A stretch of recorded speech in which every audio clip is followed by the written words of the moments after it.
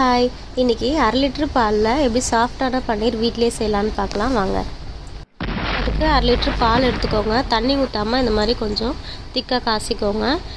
ஒரு lemon juice ஒன்று நல்லா வடிகட்டி எடுத்துக்கோங்க. அதை கொஞ்சம் கொஞ்சமாக ஆட் பண்ணி கலந்து விட்டுட்டே இருங்க. லோ ஃப்ளேமில் வச்சு கலந்துகிட்டே இருங்க. கொஞ்ச நேரத்தில் இந்த மாதிரி தண்ணி தனியாக வந்துடும். இந்த மாதிரி பன்னீர் தனியாக வந்துடும். அதை கொஞ்சம் ஃபில்ட்ரு பண்ணிக்கோங்க. ஒரு 3 டைம் நார்மல் வாட்டர் வச்சு நல்லா வாஷ் பண்ணிக்கோங்க. அப்போ தான் அந்த பால் ஸ்மெல்லெல்லாம் இல்லாமல் இருக்கும்.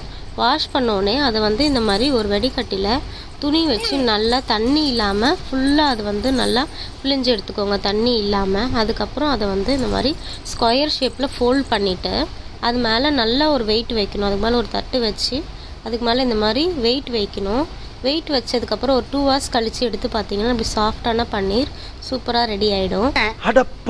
அதுக்கப்புறம் தேவையான ஷேப்பில் கட் பண்ணி எடுத்துட்டா பன்னீர்